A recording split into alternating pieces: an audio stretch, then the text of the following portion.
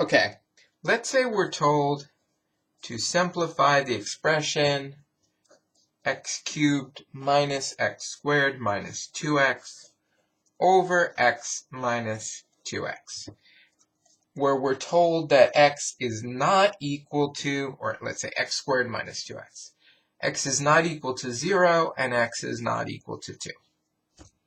Okay, well, what could I do? I could try to factor. On the top, I notice that everything gets multiplied by x. So I could rewrite this like that. At the bottom, also everything is multiplied by x. Well, that's a nice simplified bottom. The top I could try to simplify more.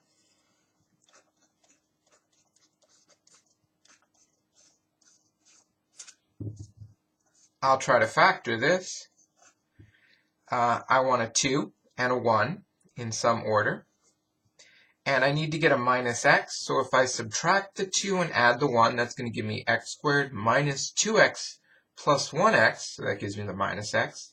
And with the plus or minus, I get minus 2. Okay, now, what do I know? I was told that x is not equal to 0 and that x is not equal to 2. Well, that allows me to divide by x because x is not 0. But I could also divide by x minus 2 because x is not equal to 2. Why is that? Well, if x was equal to 2, then 2 minus 2 would be 0, and dividing by x minus 2 would be the same as dividing by 0. But given this, I can now do that. So this is just equal to x plus 1. Notice that these two are equal. They're identical because I was given these constraints. We had this expression under the ruling that x is not equal to 0 and that x is not equal to 2.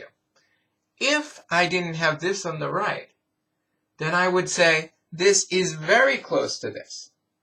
For many purposes, this is this. When x is not 0 and x is not 2, for any other number, the two would be equal, but they wouldn't always be equal because this doesn't exist in certain places, and this exists everywhere.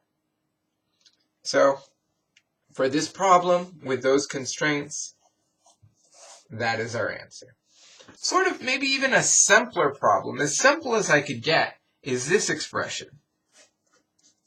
Just x divided by x. How simple can you get? Well, you could get just 1, but let's say we have basically as simple as I could get for this section. So, what do I have here? Well, I might be tempted to divide by x and just get 1 over 1, which is 1, but that would just be almost. You see, 1 is always defined. 1 is always 1. This is not going to be 1 when x is 0. So, if I'm given x over x, x is not equal to 0, then yes, what I can do is I can immediately divide by x, and 1 is my answer. So hopefully we get that distinction. There are going to be certain times where that is extremely important in the future in math, depending on how far we're going to go. But we'll stop right here.